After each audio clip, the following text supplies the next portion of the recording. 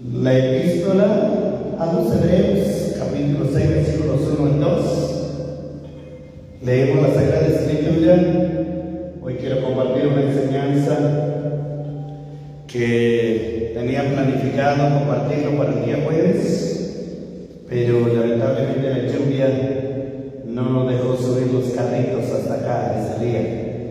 Pero hoy vamos a aprovechar, vamos a compartir esta noche esta doctrina, más bien las doctrinas fundamentales, es lo que quiero compartir. Hebreos capítulo 6, versículos 1 al 2 de la Biblia dice: por tanto, dejando ya los rudimentos de la doctrina en Cristo, vamos adelante a la perfección, no echando otra vez el fundamento del arrepentimiento de obras muertas, de la fe en Dios, de la doctrina del bautismo, de la imposición de manos, de la resurrección de los muertos y del juicio eterno. Oramos. Eterno Dios y Padre que estás en gloria, en el nombre de Jesús quiero pedirte la dirección y respaldo. Ministra y bendice esta palabra, te lo pido Dios en el nombre poderoso de Jesús, que sea para bendición y para edificación. Amén y amén. Son a las 7:53 y vamos a aprovechar bien el tiempo esta preciosa noche. El tema que quiero compartir con ustedes es las doctrinas fundamentales del Evangelio. Acá, el escritor de los Hebreos habla acerca de las doctrinas que practicaba la iglesia primitiva y menciona y enfatiza, por tanto, dejando ya los rudimentos de la doctrina de Cristo, vamos adelante a la perfección. Luego añade, dice ahí después del punto y coma, no echando otra vez el fundamento, y ahí comienza a mencionar las doctrinas que practicaban ellos. El fundamento del arrepentimiento de las obras muertas, de la fe en Dios, de la doctrina del bautismo, de la imposición de manos, de la resurrección de los muertos y del juicio eterno. Me llama la atención esta parte porque estas son las doctrinas que practicaban los apóstoles y enfatiza una vez más el arrepentimiento, de la fe en Dios, del bautismo, de la imposición de manos, de la resurrección de los muertos y del juicio eterno. Ahora, conforme han pasado los años, nosotros la iglesia practicamos las doctrinas fundamentales, aumentada a los que acá se mencionan, haciendo un compendio manual de todos los evangelios y de todas las epístolas. Hemos llegado a la conclusión de que hay 16 doctrinas fundamentales. Y hoy quiero compartir esas 16 doctrinas fundamentales. No voy a abarcar mucha explicación en cada una de ellas porque son 16 puntos. Por eso en vista que son a las 7:55, voy a tratar de ser lo más breve posible, pero enfático, para que nosotros conozcamos estas 16 doctrinas fundamentales, que es la base del fundamento cristiano del Evangelio. Vivimos en tiempos donde muchos conocen el nombre de Cristo, pero no el contenido del Evangelio.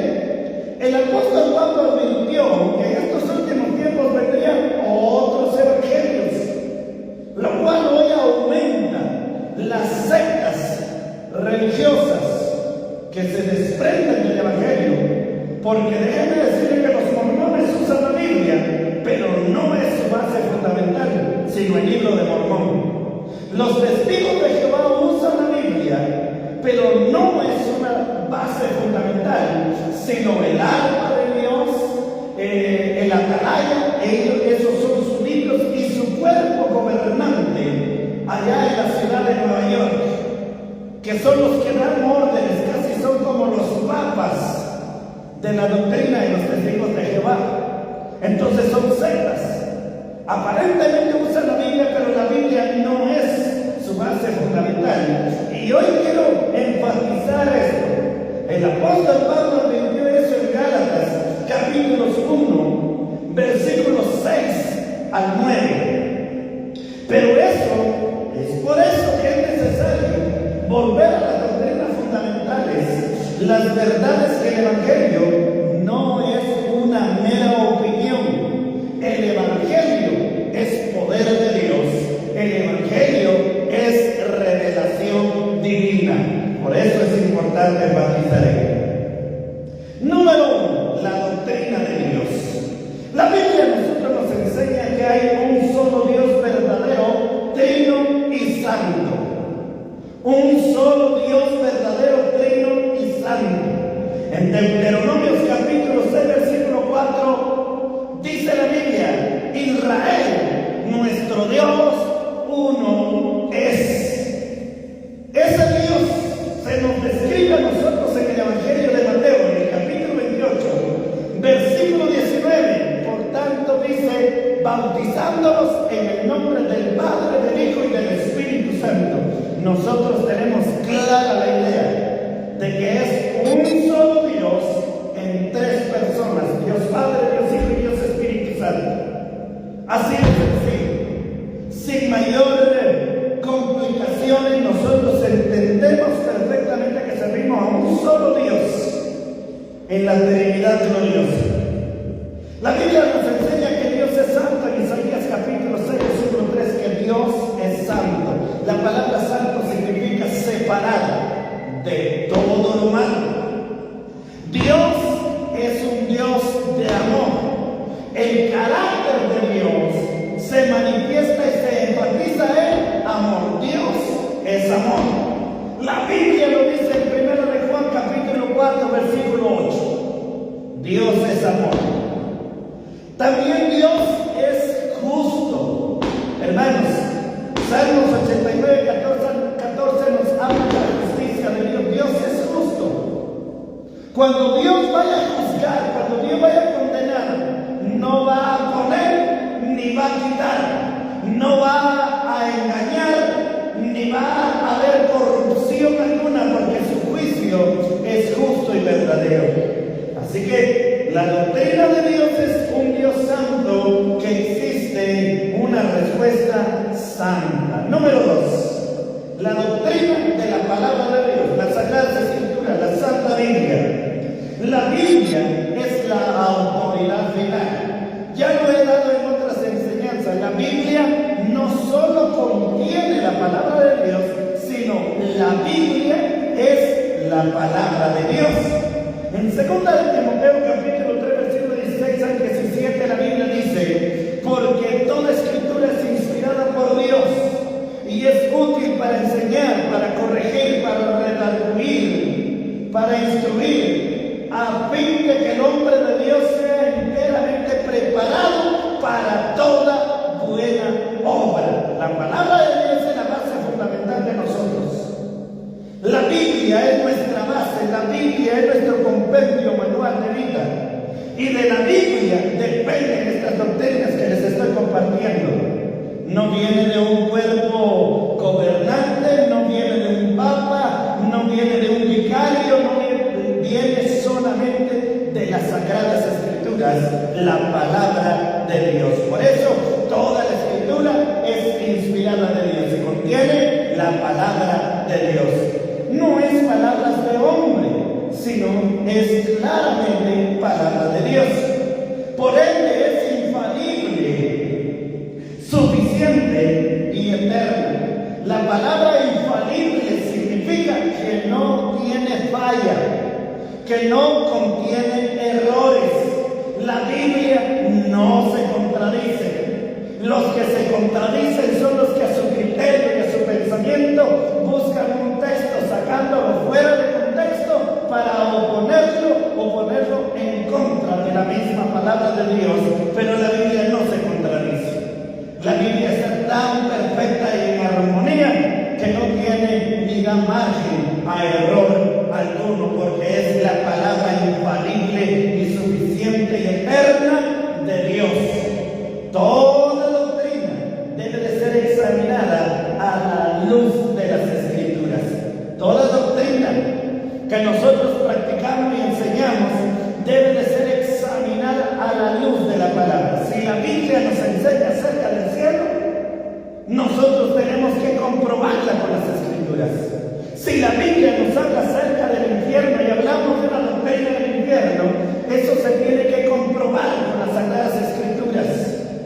Cualquier otra idea, hermano, las ofrendas, los diezmos, la perseverancia, el ayuno, la oración, el bautismo en el Espíritu Santo, los dones de lengua, de profecía, de ciencia, de discernimiento, todo es comprobado bajo la palabra bendita e infalible de Dios.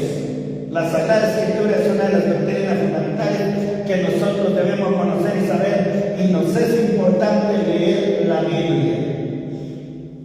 Hubo un hombre alemán que leyó 50 veces la Biblia en toda su vida. Yo quisiera preguntarle cuántas veces ha leído toda la Biblia usted. Continuamos. Sin Biblia no hay evangelio verdadero. Número 3, la doctrina del hombre.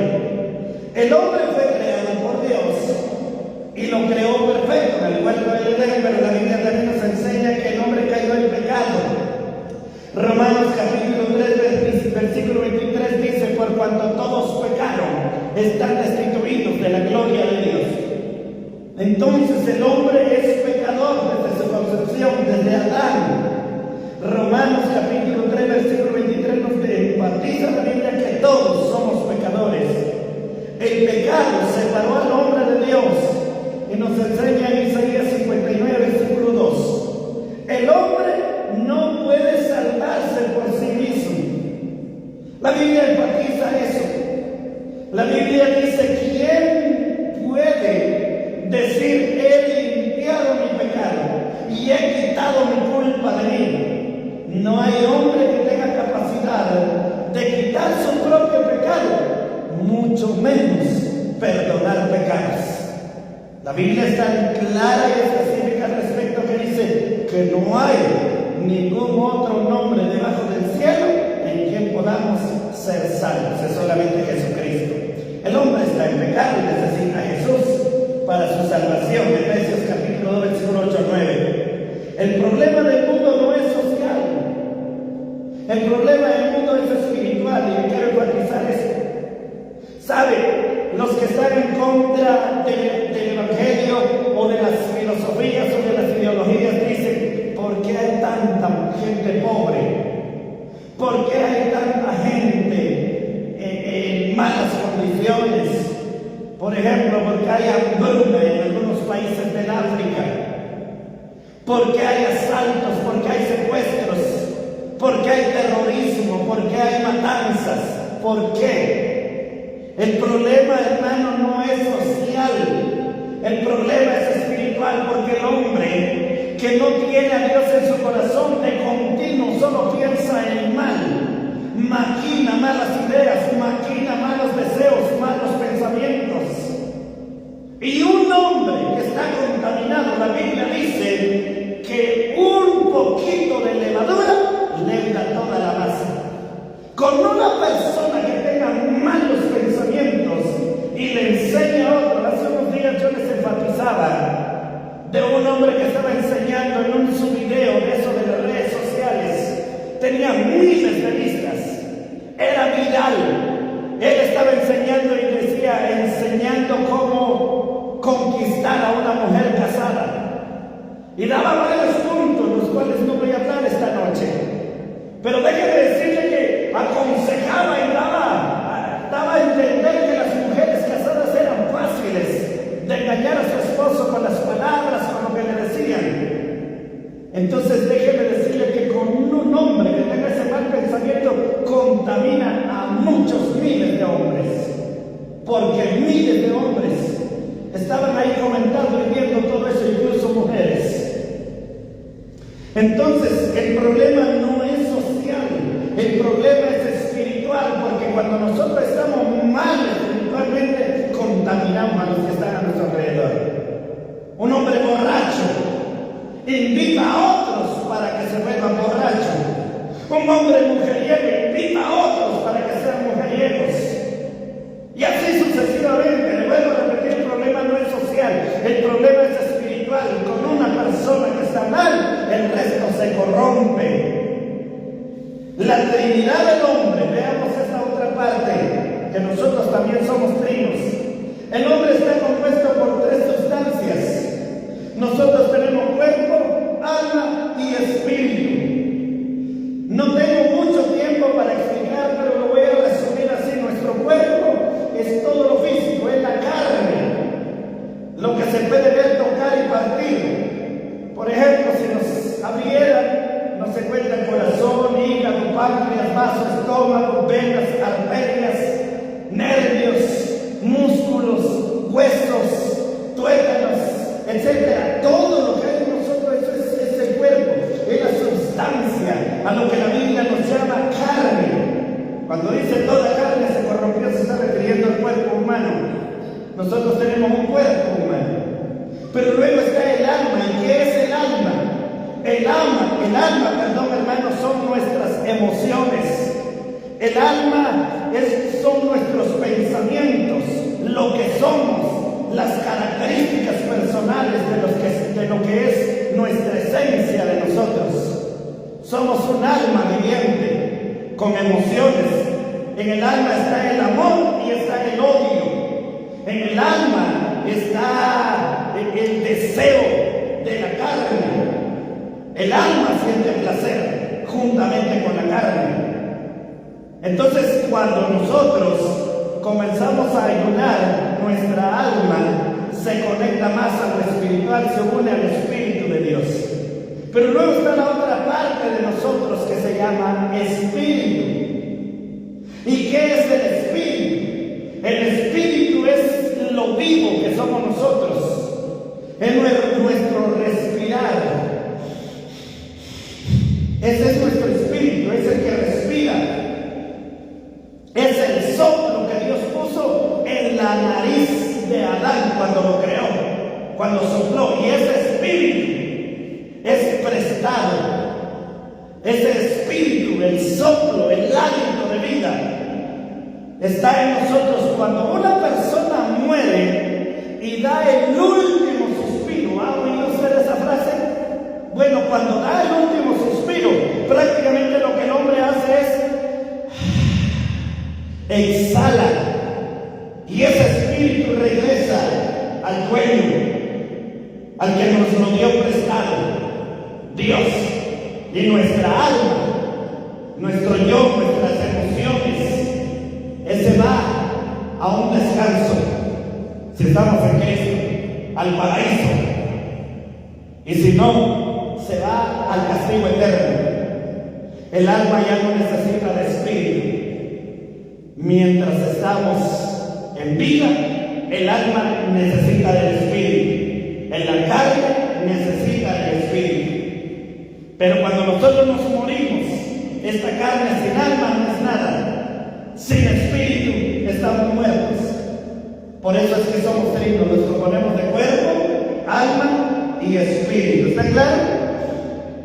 Esa es la Trinidad del hombre. Está compuesta de tres sustancias, el espíritu y el alma. Representan dos lados o partes inmateriales en el hombre, y por lo tanto son los dos lados donde opera la naturaleza espiritual. Porque el espíritu que Dios puso en nosotros es el que conoce y conecta con el Espíritu Santo de Dios. Cuando usted alabar el nombre del Señor. Por eso, hermanos, cuando usted está orando y de repente alguien lo ministra y le pone la mano y usted siente que le pusieron un fuego, un calor encima, es su mismo espíritu que tiene una conexión con el Espíritu Santo de Dios, bendito sea su nombre. Y es ese gozo. Hermanos, ¿sabe una cosa? Yo conozco a muchos hombres que son fríos, que no tienen una lágrima, que no lloran ni por la muerte de papá, de mamá, de un hermano, de un familiar, no lloran. Pero cuando el Espíritu Santo los toca, lloran como bebés, lloran como niños. Eso es inexplicable. Los ateos no pueden comprender eso, porque no han tenido una experiencia con el Espíritu Santo de Dios. Pero usted y yo, hermanos, como dijo un pastor, y me llama la atención, un día a su niño, dice, y el niño se puso a llorar. Y le dijo, cállese, hermano, los hombres no lloran. Entonces el niño le contestó, pero usted cuando mi mamá le dijo que me iba a dejar se puso a llorar. No es esa clase de lloro cuando viene el Espíritu Santo, por tristeza, por dolor. Es diferente llorar por un muerto que llorar en la presencia de Dios. No sé si me estoy explicando. Bueno, continuamos, porque las doctrinas son 16 y acá le llevamos 4. Las dos partes son inseparables. Alma y espíritu son inseparables. Se saturan y compenetran. Están estrechamente relacionadas. El alma y el espíritu. Cuando uno muere, sale el alma y al morir se separa el alma del espíritu. Pero mientras estamos vivos, el alma y el espíritu están juntos. El cuerpo, obviamente, ya lo expliqué, la parte física, lo material, son los huesos, pulmones, riñones, hígado y toda nuestra carne, todo lo físico, todo lo que se toca, se mide y se palpa. Bueno, pasamos a la doctrina número 4, el pecado. ¿Qué es el pecado? El pecado es el poder misterioso que se opone a Dios y a su buena voluntad para con el hombre, así como también son unas manifestaciones y consecuencias trágicas del ser humano al pecar. ¿Sabe usted que cuando se peca hay consecuencias? Que Dios nos libre. El pecado es el quebrantamiento de la ley divina. La ley divina significa los mandamientos, las ordenanzas, los preceptos, los mandamientos que Cristo Jesús dejó. Los mandamientos de Cristo son leyes para la vida cristiana. Oiga, no nos vayamos a confundir. Nosotros no seguimos la ley de guardar el sábado, de no comer carne de coche, de no comer bagre, no comer camarón, no comer pato. No guardamos esa clase de ley que era la ley de Moisés. Pero tenemos leyes en el Evangelio, que son los mandamientos de Jesucristo, cuando Él dijo, un mandamiento nuevo os doy, que os améis los unos a los otros. Porque cuando nosotros amamos, no traicionamos. Hermanos, si usted ama, no comete adulterio. ¿Por qué? Por amor. Porque el amor de Cristo lo constriñe. No necesariamente alguien lo está vigilando, alguien le está diciendo, guarda la ley, guarda la ley. No, ya es por amor. Un mandamiento nuevo os doy, que os améis unos a otros. El que ama no roba. El que ama no traiciona, el que ama no estafa. Hay algunos evangélicos que estafan, pero bueno, no aquí en esta iglesia, gracias a Dios, se quedaron en otro lado, o son de otro país.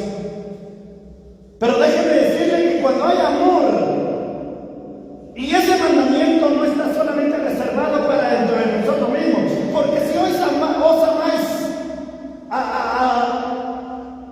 Jesús habló a los parientes, si os amáis a los hermanos, ¿qué más estás haciendo? ¿Acaso no hacen eso mismo los gentiles? Los gentiles también aman a su mamá, a su papá. Yo le voy a decir algo, los terroristas, los secuestradores, violadores, aman a su mamá. Pero sin embargo la Biblia dice, ¿qué cosa más hacemos nosotros? Dice, debemos amar a nuestros enemigos. Cuando amamos a nuestros enemigos no los traicionamos, no los estafamos, no los robamos, no los insultamos, no les hacemos ninguna clase de daño. ¿Por qué? Porque tenemos un nuevo mandamiento que se llama amor. Y esa es obligación para todo cristiano. ¿Cuántos alaban el nombre del Señor? El pecado es el quebrantamiento de la ley divina, es todo lo que no mora, no está moralmente correcto. El pecado no es estar en el blanco. O sea, la palabra pecado del original griego se traduce a errar al blanco. Es un error. Pecar es errar. Bueno, saltamos a la número 5, doctrina número 5, el perdón. El hombre ha pecado e infringido la ley divina, es decir, el hombre ha pecado, como lo dije desde hace ratitos, que ha reconocido su falta y está arrepentido. Marcos capítulo 1, versículo 4 nos habla acerca del arrepentimiento. Arrepentirse significa dar una vuelta de 180 grados. Es decir, yo voy en esta dirección y me volteo arrepentirse. Para que haya un perdón, necesario es que haya arrepentimiento.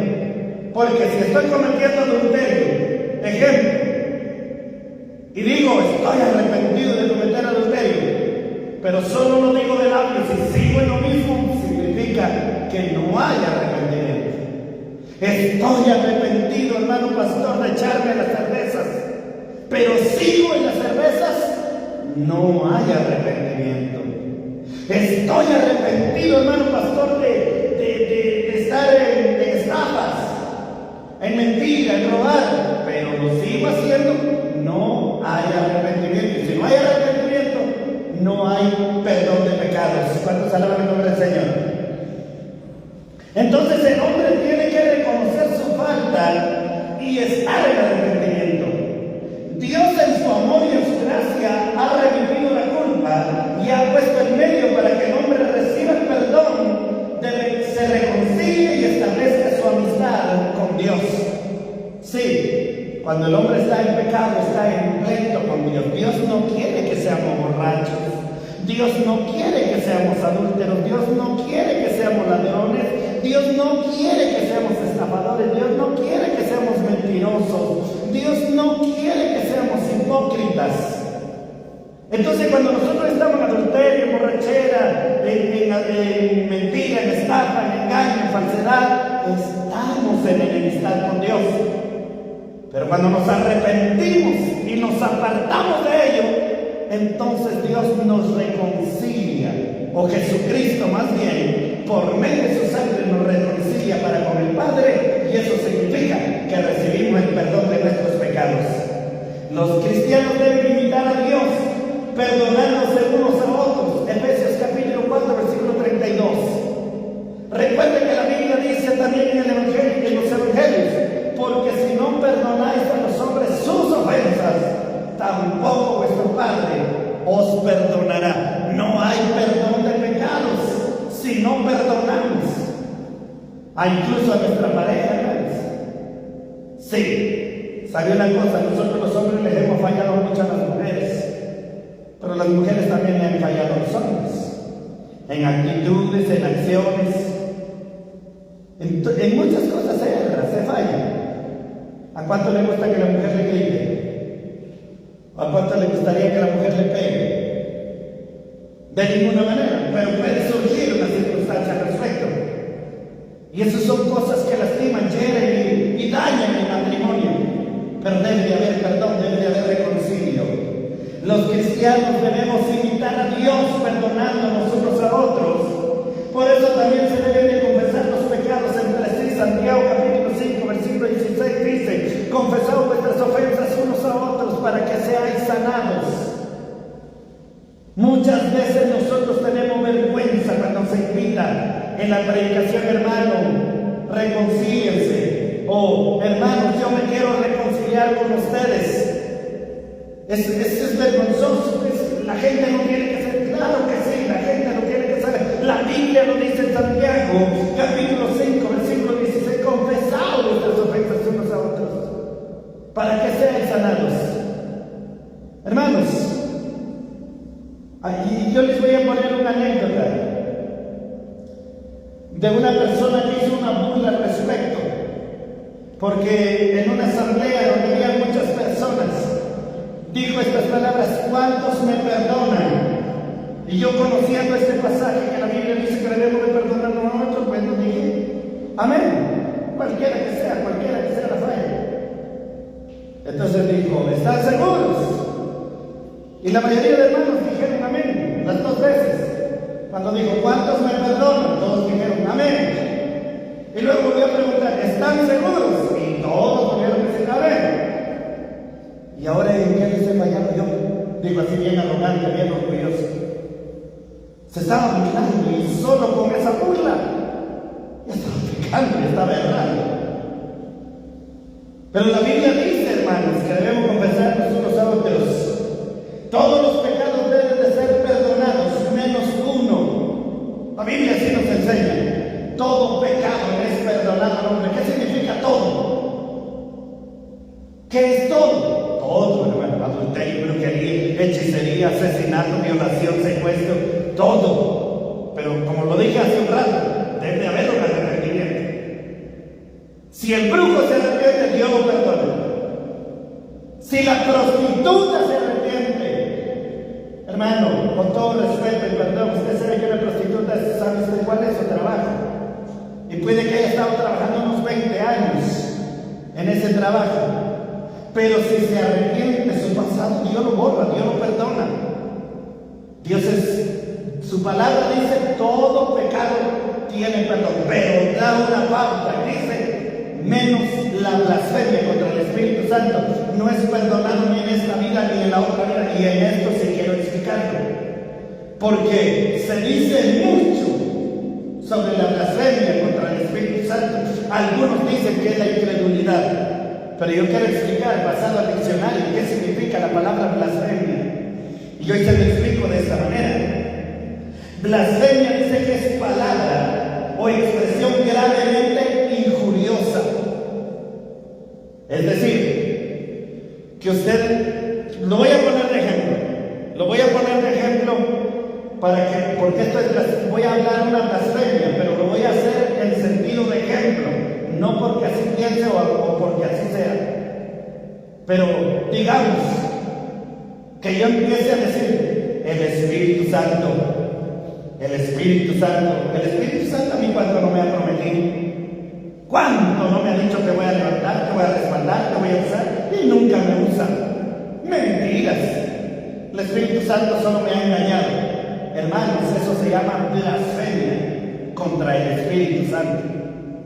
Y la Biblia, Jesús dijo, todo pecado es perdonado. Se puede blasfemar contra el Hijo. ¿Sabe usted que hay mucho comediante que se burla de Jesús? Se burla de Cristo, hermano, blasfema, hacen injurias en contra de Cristo Jesús. Pues la Biblia dice que ese pecado, si ese hombre o esa mujer se arrepiente, va a recibir perdón de pecado. Pero el que blasfema contra el Espíritu Santo, y aquí está para refutar a los de la doctrina solo Jesús, que el Espíritu Santo no existe, o ellos dicen que Jesús es el mismo Espíritu Santo. No. Ese texto desbarata esa falsa doctrina. ¿Sabe por qué? Porque Jesús dijo, todo pecado le es perdonado al hombre. Cualquiera puede blasfemar contra el Padre, puede blasfemar contra el Hijo, y se arrepiente, le puede ser perdonado. Pero si blasfema contra el Espíritu Santo no es Cristo, el Espíritu Santo no es Jehová, el Espíritu Santo es una persona de la Trinidad, y cualquiera que blasfeme contra el Espíritu Santo no tiene perdón ni en esta vida ni en la otra vida venidera. Así que el Señor reprenda al diablo y esa falsa doctrina de esa secta de solo Jesús, que no creen en la Trinidad, porque ellos dicen que Jehová es Jesús, y que Jesús es Jehová, y que el Espíritu Santo es Jesús. Mentira del diablo.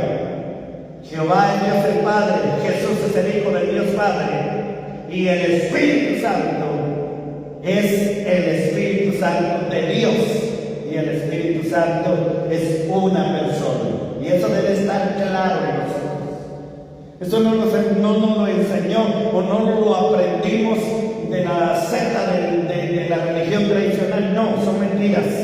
Lo hemos aprendido en las Sagradas Escrituras, basado en estos textos, y especialmente este que le estoy explicando, la blasfemia contra el Espíritu Santo no le será perdonado. ¿Por qué Jesús hace una distinción acá? Toda blasfemia contra el Hijo es perdonado, toda blasfemia contra el Padre le es perdonado, pero contra el Espíritu Santo no le será perdonado ni en esta vida ni en la otra. Así que todo unicitario que se arrepienta, si no se va a ir al infierno, aunque crea que está sirviendo a Jesucristo. La blasfemia es palabra o expresión gravemente injuriosa. ¿Qué significa injuriar? Una injuria es una palabra contra razón y justicia. Le voy a poner ejemplo. Ya no quiero blasfemar contra el Espíritu Santo, porque no quiero, por ponerle ejemplo, yo estar cometiendo ese pecado. Pero digamos que yo blasfeme contra cualquier persona, contra el alcalde, por ejemplo. Ese alcalde mentiroso, ladrón, ¿cómo le llaman? ¿Cómo le llaman a los políticos? Que les gusta agarrar dinero, ¿cómo le llaman? Corruptos. O un policía, eso se llama blasfemia. Policía, ladrones, policía mentiroso, en vez de estar cuidando, están robando, eso se llama injuriar. Y eso se llama blasfemar. Cualquiera que haga esa clase de actitud contra el Espíritu Santo, hermano, está perdido. La Biblia dice que no tiene perdón. Y esa es una doctrina muy fuerte que usted y yo debemos de tener cuidado. ¿Cuánto tiempo llevo? ¿Me ayudan ahí con el tiempo? Llevo 25 minutos. Bueno, continuamos. 25 minutos no es mucho todavía. Estamos en el perdón número 5. Saltemos al número 6, la justificación.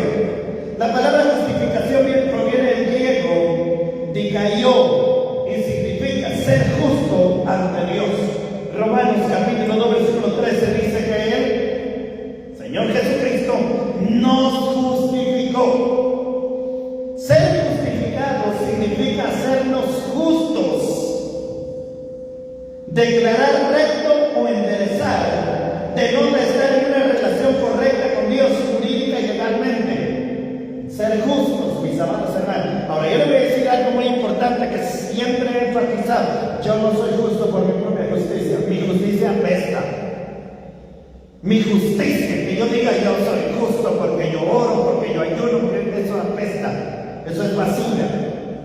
Yo soy justificado por la sangre del Cordero de Dios. La sangre de Cristo me justifica. Jesús me justificó. Esa es la justificación. La justificación delante de Dios es un don, es decir, es un regalo, no es algo que yo me merezca. No, sí, como dice la Biblia, si yo lo que merezco es que Dios me castigue y pague conforme a mis iniquidades y mis pecados. Pero dice que Dios es bueno y como nos ha justificado la sangre de Cristo, por eso no nos paga conforme a nuestros delitos y pecados, tiene misericordia de nosotros. La justificación delante de Dios se alcanza mediante la redención que es en Cristo Jesús. Romanos capítulo 3 versículo 24. La justificación delante del Dios viviente es por su gracia y se obtiene por medio de la fe en Jesucristo. Romanos capítulo 2 versículo 22 al 23 y Romanos capítulo 4 versículo 3 al 5. Es por medio de la fe que nosotros somos justificados. Santiago capítulo 5 dice: la oración del justo puede mucho. Oiga, Señor, me justifico en tu sangre, por tu sangre soy justo y por esa sangre en el nombre de Jesús declaro sanidad y milagro por la persona que oro, y no por obras de mi justicia, sino por obras de la justicia de Cristo Jesús. Alabado sea su nombre. Número 7, la sanidad divina. Es otra doctrina fundamental, la sanidad divina. La sanidad del cuerpo es prometida por Dios en las Sagradas Escrituras. En Éxodo capítulo 15 versículo 26, ahí habla la Biblia de que ninguna enfermedad de la que envié a los egipcios se enviaré a vosotros, le dijo a su pueblo. Dios promete sanidad. Marcos capítulo 16 versículo 18, sobre los enfermos impondrán las manos y sanarán. Esa es promesa de Dios, hermanos. Usted tiene que creer. Por eso yo siempre le explico y le digo y le recalco: cuando en una campaña y usted está enfermo, el predicador invite y diga: hermanos, ¿cuántos quieren recibir sanidad? Pase frente, pase, porque la Biblia dice: sobre los enfermos se impondrán las manos. Hermano, si la Biblia dice que sobre los enfermos se impondrán las manos y sanarán, yo le creo a la palabra de Dios. Vuelvo a repetir, mi doctrina se fundamenta en las Sagradas Escrituras, no en mis ideas, no en mis pensamientos, en las Sagradas Escrituras. Está en la Biblia y yo lo creo. Cuando en una campaña, cuando en una administración, ¿cuánto quieren recibir sanidad? Venga acá, vamos a orar por usted. Hay pastores, van a poner las manos. Créalo, porque es bíblico, es fundamental, esto es doctrina. Esto no es idea de cualquier hombre, no es invento. Ya otras ideas de tirar agua con sal, de escupir, eso ya son cosas que no son bíblicas. Ahí sí yo ya tengo cuidado. No cualquier cosa hay que creer, hermanos. Si alguien empieza a escupir, eso no es bíblico. La Biblia solo habla sobre los enfermos. ¿Ungir con aceite? Sí, es bíblico. Es bíblico, Santiago capítulo 5. Continuamos, nos quedamos ahí. Cuando ya tienen sueño. La sanidad divina se ha provisto en la expiación de Cristo Jesús por su muerte en la cruz del Calvario. Por sus llagas fuimos nosotros curados. Ciertamente Él llevó nuestras enfermedades. Entonces por eso debemos de creer, hermano. Cuando se le invite a pasar el altar por sanidad, pase. Creer en Dios y a su palabra. Porque Dios es nuestro sanador. Cristo sanaba a los enfermos. Hay varios ejemplos de cómo sanaba Jesucristo. Mateo capítulo 8, versículos 6 y 17, Lucas 7, 21. Le llevaban enfermos. Sacaban a los enfermos. Jesús ponía las manos sobre ellos y quedaban sanos. Entonces, hermanos, es bíblico. El Espíritu Santo imparte el don de Dios de sanidad. 1 Corintios capítulo 12, versículo 9. Algunos Dios regaló ese don de sanidad. Es un privilegio. Hermanos, no solo el don de lenguas significa que tenemos el Espíritu Santo, porque hay don de sanidad, don de milagros. Todos los dones deben de ser anhelados. La sanidad divina se opera en las formas siguientes. Dios sana por medio de la fe del enfermo, pero también Dios sana utilizando diferentes medios. Y aquí quiero enfatizar esto, mis amados hermanos. Dios sana utilizando diferentes medios. No debe censurarse al paciente a hacer algo que no cree. Y ahorita le voy a explicar. Le voy a poner ejemplos bíblicos. La Biblia dice que cuando el ciego Bartimeo oyó que Jesús iba pasando, gritaba: Jesús, hijo de David, ten misericordia de mí. Jesús, hijo de David, ten misericordia de mí. Dice la Biblia que entonces los discípulos dijeron: Señor, mira, viene gritando. Entonces Jesús se detuvo y le pregunta a Bartimeo: ¿qué quieres que haga? ¿Qué te haga? Y Bartimeo le respondió y le dijo: Señor, que recobre la vista. La Biblia dice que Jesús escupió en el suelo, hizo lodo y se lo echó en los ojos. Luego lo mandó a un estanque a lavarse. Eso simboliza medicina. Cuando se lavó, el ciego se dio cuenta que ya no era ciego, que veía. Otro ejemplo se encuentra en la historia con el profeta Eliseo. Llegó un capitán llamado Naamán. Y cuando llegó, le dijo: quiero que ores por mí, porque tenía lepra, Naamán. Y viene Eliseo y le dice: ve al río Jordán y te zambulles 7 veces. Naamán se enojó y dijo: ¿acaso no hay mejores ríos en Siria para que este profeta ni siquiera me quiso atender y me mandó ese riachuelo Jordán? El criado de Naamán le dijo: Señor, pero ya has probado de todo. Ya has probado todo, ¿por qué no tan solo obedeces? Ve, hazlo. Bueno, se metió las 7 veces y a la 7ª vez quedó sano. Entonces Jesús puede sanar de diferente manera. Jesús puede sanar a través de la medicina. Jesús puede sanar, hermanos. No podemos cegarnos, porque todo depende de la capacidad de nuestra fe. Y oiga, le voy a decir con toda mi alma y con todo mi corazón: vive Dios en cuya presencia estoy. Yo me sané de las 9 lesiones de mi cerebro dejando de tomar medicina, porque creí en fe. Pero no puedo censurar a nadie de decirle: no vaya al doctor, no tome medicina, porque Dios puede usar al doctor, Dios puede usar la medicina. Yo he visto cómo se han sanado personas a través de la medicina. He conocido hermanos que lo llaman y le dicen: hermano pastor, quiero que ore por estas medicinas, por favor. Es que estoy malo de los riñones, estoy malo de los pulmones, etc. No tenga pena, hermano. Yo oro con fe por esas medicinas, porque creo en la sanidad divina. Le voy a explicar así rápidamente que hay 2 diferencias entre sanidad divina y milagro. Y esos son 2 dones que el Espíritu Santo da. La sanidad divina es una y el milagro es otro. Son 2 cosas diferentes. Sanidad divina es a través de medios. A través de unos 7 días de ayuno, a través de unas 7 vigilias.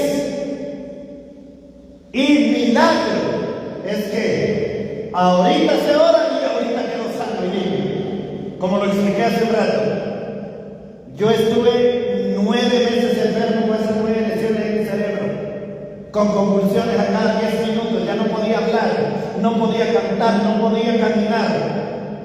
Mis pulmones ya no me funcionaban, mi corazón se paralizó, tuve paro cardíaco, tuve paro respiratorio. Estaba tomando medicina, iba a los doctores, me hicieron toda clase de estudio y me desahuciaron, me dijeron que ya no había cura. Cuando me dijeron a mí que ya no había cura, entonces yo hice un lado en la medicina. Lo boté y dije a mi esposa, ya no lo quiero. Si me voy a morir, que me muera. Pero si Dios me va a sanar, que me sane. Y Dios hizo un milagro, el 31 de mayo del año 2025, la gloria sea para Cristo Jesús. Tiré la medicina a un lado y me hizo un milagro. Pero no descarto la medicina, porque por eso existe sanidad divina y milagro. Dos cosas diferentes. Sanidad divina es que Dios opera a través de médicos, a través del doctor, a través de medicina, a través de cualquier cosa. Y aparte es el don del milagro. Eso lo debemos aprender a distinguir. ¿Cuánto alaban el nombre del Señor? Así que Dios sabe utilizando diferentes medios. No se debe de censurar a ningún paciente a hacer algo que no crea. Si una persona se está muriendo de dolor de muela y llega con un pastor y le dice, vamos pastor, me duele la muela, hermano, Dios no va a sanar, Dios no va a sanar. Y ese pobre hermano quiere podrida la muela hasta la raíz. ¿Cuál es la medicina ahí? Es que se lo extraigan. ¿Para qué vamos a hacer sufrir a alguien, hermanos? Cuando ya está hasta la raíz, que ya casi llega al hueso, hasta cáncer le puede dar a la gente. Y no es que nosotros no creamos en Dios, pero hay cosas, hermanos, que tienen límites. Y yo soy un hombre de fe. Vive Dios, que lo que le estoy hablando es verdad. Yo le he creído a Dios en cosas extraordinarias y grandes. Este templo se construyó con pura fe.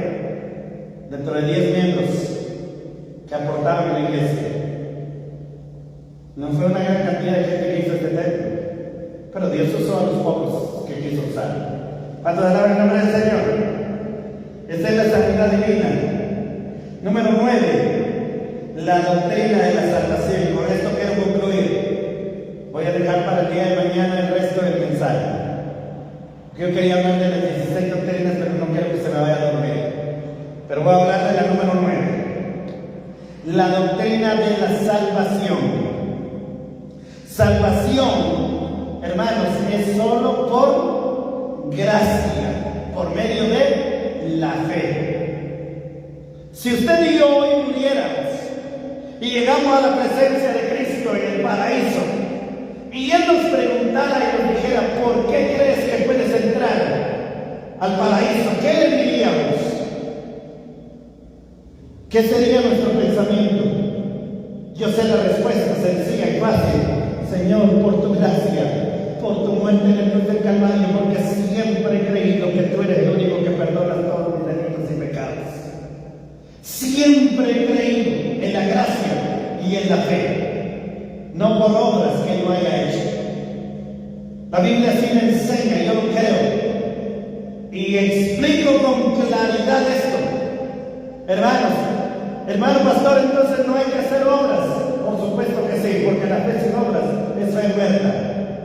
Pero y entonces, no que solo por gracia y por fe, por supuesto, pero la fe viva produce obras. ¿Y cómo es eso? Dice la Biblia que todo pámpano que está en Cristo da fruto. Cuando Juan el Bautista comenzó a predicar a la orilla del río Jordán, hacer pues frutos dignos de arrepentimiento. ¿Cuáles son esos frutos? No robar, no matar, diezmar, ofrendar, perseverar. Yo debo de ser fructífero, en mí se debe producir fruto. Dice Santiago, muéstrame tu fe sin tus obras, y yo te mostraré mis obras por mi fe. Significa, mis amados hermanos, que la fe viva produce. Nosotros damos frutos. Y sabemos y estamos seguros que si yo doy mucho fruto, no es para mi salvación. Doy fruto porque tengo fe y porque estoy en Cristo Jesús. Por eso persevero, ayuno, oro, vigilo, diezmo, pero eso es no para mi salvación, eso es fruto que produzco. Por eso la Biblia dice que nosotros debemos ser espirituales. Gálatas capítulo 5, versículo 22 nos habla la Biblia acerca de los frutos del Espíritu Santo. Dice, mas los frutos del Espíritu son gozo, paz, paciencia, benignidad, bondad, mansedumbre, templanza, fe. Contra tales cosas no hay ley. Hermano, cuando nosotros somos espirituales producimos fruto, hay paz, hay paciencia, hay benignidad, hay bondad, hay mansedumbre. Pero hay hermanos que no tienen fruto del Espíritu Santo. La pregunta es, ¿y ellos tienen fe? ¿Tienen la gracia de la salvación? Por sus frutos los conoceréis, dice la Biblia. Por eso decía la India María, dime con quién andan, que diré tus mañas. Hermanos, nosotros verdaderamente debemos producir frutos porque tenemos la doctrina de la salvación. La salvación es solo por gracia, es por medio de la fe, según la Biblia, Efesios capítulo 2, versículos 8 a 9. También en Hechos capítulo 4, versículo 12. Así que no es por obras. Eso significa, hermanos, que es un regalo de Dios. Para estas épocas de fin de año todo el mundo se anda dando regalos. Pero déjenme decirle que el regalo más grande que nosotros hemos recibido es la salvación de nuestras almas. Y eso es lo más importante. Se recibe por medio de arrepentimiento y fe. Arrepentidos y convertidos, dice la Biblia en San Marcos capítulo 1, versículo 15. No somos salvos por lo que hacemos, sino por lo que Cristo hizo en nosotros. Pero como le dije hace un rato, todos estamos obligados a llevar frutos. Quiero suplicarle que se ponga de pie en esta noche y me ayude a cantar un canto de adoración. Cantamos un canto de adoración en esta noche.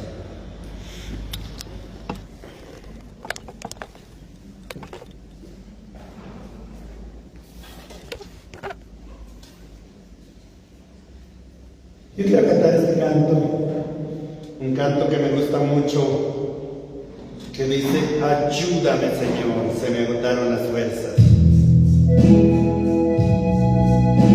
Ayúdame Señor, se me agotaron las fuerzas.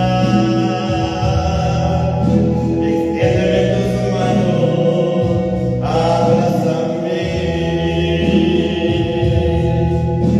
Ayúdame Señor, se me agotaron las fuerzas. Extiéndeme